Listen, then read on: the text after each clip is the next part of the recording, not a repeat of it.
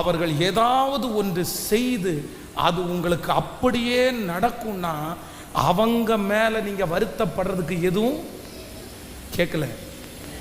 பக்கத்துல கையை பிடிச்சி சொல்லுங்க, அவங்க மேல வருத்தப்படாதீங்க. அவங்க மேல நீங்க வருத்தப்பட வேண்டாம்.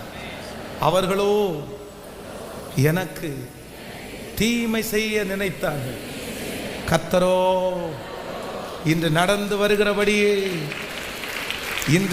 வருகிறபடியே அவர்கள் பிரிச்சது நல்லதுன்னு நீங்க உணர்வீங்க. அந்த இடத்தை விட்டு கர்த்தர் உங்களை எடுத்தது நல்லதுன்னு உணர்வீங்க. அந்த இடத்துல இருந்தா நீங்க ஒருத்தருக்கு தான் பயன்படுவீர்கள்.